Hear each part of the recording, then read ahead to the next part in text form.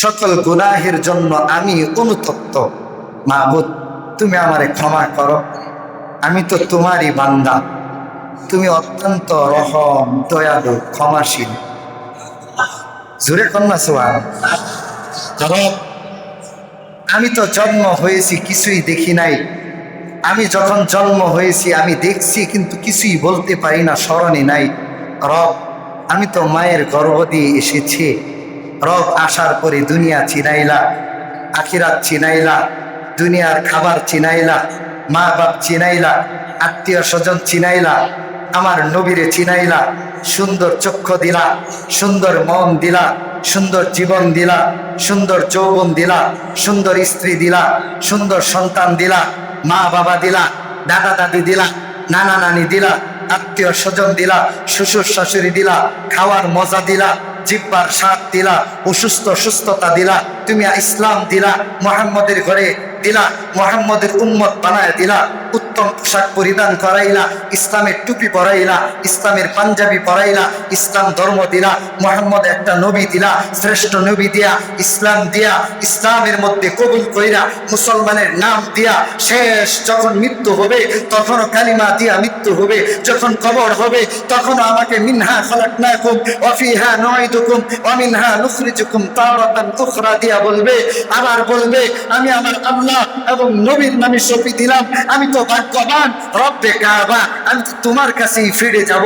অবশ্যই তুমি আমাকে ক্ষমা করবা, কারণ ইয়্যাকা না'বুদু ওয়া ইয়্যাকা নাস্তাঈন, আমরা তো তোমার ইবাদত করি, আবার তো তোমার কাছেই সাহায্য চাই, তোমার কাছেই প্রার্থনা করি। তুমি অবশ্যই তুমি অবশ্যই আমি আরিফকে, তুমি অবশ্যই আমি আরাফকে, তুমি অবশ্যই আমি আব্দুর রহমানকে ক্ষমা করবা, কারণ তুমি আল্লাহ রহমান।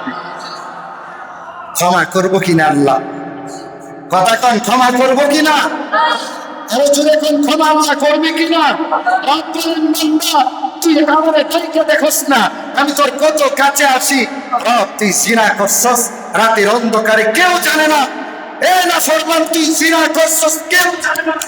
একবার আমাকে বল না, একবার তুই আমাকে বল, আল্লাহ আমি তো রাতের জিনা করছি, রাতের অন্ধকারে জিনা করে তোমার কাছে আমি দুই হাত ভিক্ষা চাইতেছি। দুনিয়ার কোনো মানুষ জানে না, দুনিয়ার কোনো মানুষ দেখতেছে না, দুনিয়ার কোনো মানুষ চিনতেছে না, দুনিয়ার কোনো মানুষ শব্দ শুনতেছে না। রব, আমি তো আর তুমি ধরছি। যদি ফেরাউন তোমার রাতের বেলা ডেকে বৃষ্টি আনতে পারে, আমি মুহাম্মদের উম্মত হইয়া ইসলাম গ্রহণ কইরা কালিমা পড়িয়া, যে আদম হাওয়া নবীর উপর কালিমা পড়িয়া যে নাকি ক্ষমা পাইছে, আমি কেন উম্মত হয়ে ক্ষমা পাইব না? রব, তুমি জিনার জন্য ক্ষমা চাই, দ্বিতীয়বার ভুল করবো না, দ্বিতীয়বার আর এই কাজ করবো না, তোমার কাছে মিনতি করি, তোমার কুদরতি পায়ে ধরি। রব, তুমি আমাকে ক্ষমা কইরা দাও না আল্লাহ। কেউ তো দেখবে না, হাসরের ময়দানে আমার সন্তানের সামনে এই জিনার কথা প্রকাশ কইরো না, মুসল্লির সামনে আমি ইমাম জিনার কথা প্রকাশ কইরো না, মানুষের সামনে আমি চেয়ারম্যান গম চুরি, দুধ চুরি, তেল চুরি, খেজুর চুরি ইত্যাদি চুরির কথা আমার সামনে তুই না ধইরো না। রব, তুমি মাফ করো, রব তুমি মাফ করো। আমি জানি তুমি মাফ করবা, কারণ আমি তোমার বান্দা, আমি তোমার বান্দা, আমি তোমার বান্দা। আমার নবী মুহাম্মদ, আমার কালিমা সত্য, আমার ইসলাম সত্য, অন্য কোনো ধর্ম নাই, অন্য কোনো কালিমা নাই, একই কালিমা, একই নবী মুহাম্মদুর রাসূলুল্লাহ, শ্রেষ্ঠ নবী, লা নবিয়্যা বাদি, আপনার পরে কোনো নবী আসবে না, মুহাম্মদ আপনার পরে কোনো নবী আসবে না। আমি জানি আপনি শেষ নবী, আর আল্লাহ নবীর খাতিরে আমারে মাফ করবেন। আমি জানি আপনি মাফ করবেন। আপনি আমাকে রহমান নামে, নবীর নামে ক্ষমা একবার কইরা দেখেন না, দ্বিতীয়বার আমি আরিফ আর কোনোদিন গুনাহ করব না। রবের কাছে চাইতে জানি না। আমরা বলি, রব কেন আমাকে বৃষ্টি দিচ্ছে না, রব কেন আজকে দিনটা ভালো রাখে নাই, রব কেন আমার সন্তানের ভবিষ্যৎ ভালো রাখে নাই। আপনি রবকে কতটুকু সন্তুষ্ট করেছেন যে রব আপনাকে সন্তুষ্ট করবে? কথাগণ, আপনি সন্তুষ্ট করলেন, শান্তি নাই, ঘরে শান্তি নাই, বাইরে শান্তি নাই, ব্যবসাতে শান্তি নাই, বন্ধু বান্ধবের শান্তি নাই, স্ত্রীর শান্তি নাই, বন্ধু বান্ধবের প্রতিবেশীর শান্তি নাই, অশান্তি একের পর এক আছেই, একের পর এক অবতারিত আমার উপর বিপদ আসতেই আছে। আমি তো আল্লাহকে ডাকি, আল্লাহ বলেন তোরে যে আমি সন্তুষ্ট করব, তুই আমাকে কতটুকু সন্তুষ্ট করছস, তুই আমার হাবিবকে কতবার দুরূদ পড়ছস, তুই আমার উপর কতবার জিকির করছস, তুই আমার রিজিকের উপর কতবার শুকরিয়া আদায় করছস। ও নাফরমান, তুই চাস তোর সব কিছু হয়ে যাইত, তোর সব দোয়া কবুল হয়ে যাইত, আর আমার কতটুকু হক আদায় করছস। আমি আল্লাহ তোরে যে বাঁচায় রাখছি এটাই তো বেশি।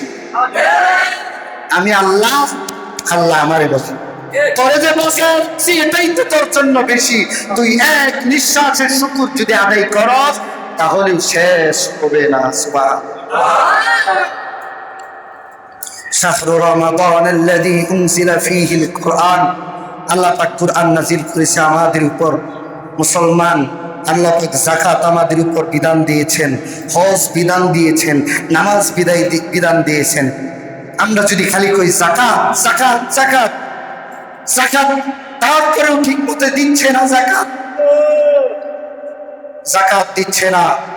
যাদের ঘরে স্বর্ণ আছে 7.5 ভরি, আপনারা যাকাত দিবেন 1,2805 টাকা। যার ঘরে 1 লাখ টাকা জমা আছেন সেও যাকাত দিতে হবে। যার ঘরে 1 লাখ টাকা আছে, কয়েকদিন আগে ব্যবসায়ী লাগাইছে, এদেরও ব্যবসার অনুযায়ী যাকাত দিতে হবে। ফেতরা তো দিবেনই 110 টাকা করে, ফেতরা তো দিবেনই মাথা পিছু। মুসলমান, যদি এতটুকু চিন্তা করো তাহলে তোমার আমার জিন্দিগির হায়াত, তোমার আমার জিন্দিগির হায়াত কি হবে? ভালো হয়ে যাবে। তোমার আমার জিন্দিগির সব কিছু মিনিশেই শেষ হবে। এত আয়োজন, এত ব্যস্ততা, এত বন্ধু বান্ধব, এত কিছু, মনে করতেছি মরবো না।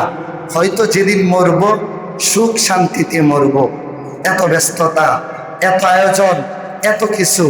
তোমার আত্মীয় স্বজন তোমাকে কবর দেওয়ার পর 6 মাস পরে তোমার কবরের জায়গাটাও চিহ্ন থাকবে না। তোমাকে কবর দেওয়ার পর 7 মাস পর কোন জায়গায় তোমাকে আমাকে কবর দেওয়া হয়েছে চিহ্ন থাকবে না। সন্তান বলবে এইখানেই তো দিছে, নাতি বলবে না দা আপু ওইখানেই তো দিচ্ছ তুমি, আমার দাদার কবর ওইখানে। আরেকজন বলবে আরে না গাদা ওইখানে দিছস কবরটা। 6 মাস পরে যেই সন্তান তোমার কবর চিনল না, আর তুমি ভাবতেছ দুনিয়াতে তোমার আপন জনের অভাব নাই, বন্ধু বান্ধব, স্ত্রী, ছেলে মেয়ে, টাকা পয়সা, ধন দৌলত, ক্ষমতা তোমার অভাব নাই। আরে তুমি এটা কেন বুঝতেছো না? এই পৃথিবীটাই তো ক্ষণস্থায়ী। তুমি তো দুনিয়ার জন্য কামাই করছো, আখিরাতের জন্য কি কামাই করছো? কবরের জন্য কি পুঁজি নিছো? আরে রমজান মাস আসলেই তো হয়তো একটু আমল করা হয়, বাকি দিন তো ছেড়েই দেই। আরে আল্লাহ বলেন রমজান পাইলেই, এই জন্যই তো রমজান দিলাম যেন ক্ষমা করাইতে পারো। এই জন্যই তো রমজান দিলাম, আমি দিলাম ইন্না আনসালনাহু ফি লাইলাতুল কদর, লাইলাতুল কদরি খায়রুম মিন আলফি শাহর তানাজ্জালুল মালাইকাতু ওয়ার রূহ। আমি তো লাইলাতুল কদরের 1 রজনী 1000 মাসের থেকেও শ্রেষ্ঠ বানায় দিছি। কিসের জন্য? অন্য নবীর জন্য আমি দেই নাই। মুসা আলাইহিস সালামের নবীর জন্য, মুসার জন্য আমি এই রজনী দেই নাই, ঈসার জন্য দেই নাই, ইব্রাহিমের জন্য দেই নাই, ইউসুফের জন্য দেওয়া হয় নাই, ইসমাইলের জন্য দেওয়া হয় নাই, নূহের জন্য দেওয়া হয় নাই, ইয়াকুবের জন্য দেওয়া হয় নাই, দাউদের জন্য দেওয়া হয় নাই, ইব্রাহিমের জন্য দেওয়া হয় নাই। একমাত্র দেওয়া হয়েছে মুহাম্মদ আরবি 65 বছরের জিন্দেগি, 110 বছরের জিন্দেগির মধ্যে 1 রজনী যেই বান্দা পাইল, জিন্দেগির গুনাহ ক্ষমা করাইতে সে পারলো। এখন আসেন আরেক জায়গায়। কোন জায়গায়? আপনি যদি কারো হক মেরা খান, এই হক তওবা করলে কবুল। কথা ক্লিয়ার না ভেজাল আছে? আপনি যদি আমার হক মেরা খায়া সেজদা দিতে দিতে দিতে দিতে আডু আর কপাল ফুলাইয়া লাইছেন, হজ করেন, দান করেন, কাম হইব? হক আদায় করো, হক আদায় করবা আর আল্লাহর কাছে ক্ষমা চাইতে থাকবা, আর ইবাদত করবা, আল্লাহ তোমাকে ক্ষমা ঘোষণা। আর যেই বেড়া সুদ খাইব এই বেড়া সেজদা দিলেই দোয়া কবুল হয়ে যাইব ইনশাআল্লাহ। হইতো না? কথা কয়েন, এনে কি সুদ করে বেশি নাকি? জুড়ে কয়েন, ইন্নামা হারামা আলাইকুমুল মাইতাতা ওয়াদ-দামা ওয়া লাহমাল খিনজির, যেরকম ভাবে আল্লাহ পাক রব্বুল আলামিন শুকুর খিনজির খাওয়া হারাম করেছেন, সুদ খাওয়া আল্লাহ পাক রব্বুল আলামিন কুরআনের মধ্যে অনেকবার ঘোষণা দিয়েছেন হারাম হারাম হারাম। কথা বলেন। আজকে সুদখোর বেড়ে যাচ্ছে, ঘুষখোর বেড়ে যাচ্ছে, সমাজ অশৃঙ্খল সৃষ্টি হচ্ছে, ক্ষমতা বেড়ে যাচ্ছে, টাকার অহংকারী বেড়ে যাচ্ছে, কিন্তু আমল নাই, নবীর ভালোবাসা নাই, আল্লাহর প্রতি মহাব্বত নাই। মুনাফিক বেড়ে যাচ্ছে, মুনাফিকদের কারণে সমস্যা হয়, কারণ মুনাফিকরা আল্লাহ পাক রব্বুল আলামিনকে, রাসূলকে অনেকবার ক্ষতি করেছে। যেরকম বদরের 313 জন সাহাবীদেরকে নিয়ে 1000 সৈন্যর সাথে মোকাবেলা করেছিল 17ই রমজান। সুবহানাল্লাহ। মুসলমান, 17ই রমজান বদরের প্রান্তে লাল চিহ্ন হয়ে গিয়েছিল, রক্তে রঞ্জিত হয়ে গিয়েছিল। 313 জন সাহাবীদেরকে নিয়ে আল্লাহর নবী পয়গম্বর সামনে আগাবেন তো আগাবেন না, তখনই খালিদ বিন ওয়ালিদ বলতে আরম্ভ করলো, ও আল্লাহর রাসূল, কাফেররা যদি 1 লক্ষ থাকে, আমি খালিদ বিন ওয়ালিদ একাই 1 লক্ষের সাথে মোকাবেলা করে বিজয় লাভ করবো ইনশাআল্লাহ।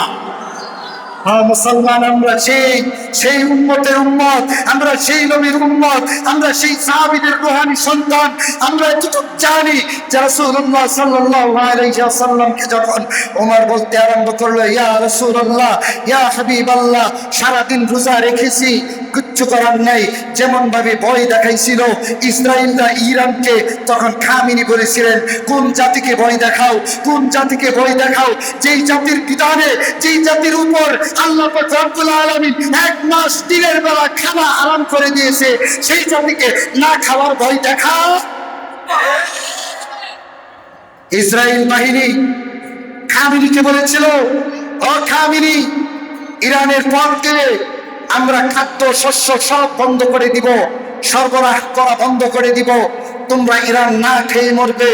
তখন খামিনি বলেছিল, তুমি কাকে ভয় দেখাও, কাকে ভয় দেখাও, যেই জাতির উপর আল্লাহ পাক রব্বুল আলামিন 1 মাস 30 দিন দিনের বেলা না খেয়ে থাকার বিধান হুকুম ফরজ করেছেন, সেই জাতিকে ভয় দেখাও।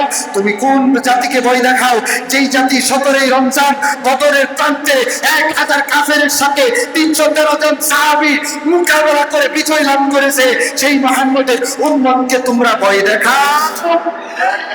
সাবধান, ইরান এখন কিন্তু এখনো ওই হামলা চালাই না, এক টন এখন তো নরম হইতেছে, আমরা বিজয় হইছি, আমরা এখন যুদ্ধ বিরতি চাই। এখনকার দল যুদ্ধ বিরতি করতে গেলে লাখটা ইমান, মুসলমানদের একজন শক্তি ইমানি, কাফেরদের 1000-এর থেকেও একজন ইমানের দাম অনেক বেশি। মুসলমান, আজকে রমাদান 23 রোজা চলতেছে, আল্লাহর কাছে চাইব যেন আল্লাহ ক্ষমা করেন আমাদের ইরান, ফিলিস্তিন, আমাদের ইরান এবং ফিলিস্তিন মুসলমান, কাশ্মীর, ইন্ডিয়ার মুসলমানদেরকে আল্লাহ হেফাজত করুন। সকলেই বলেন আমিন।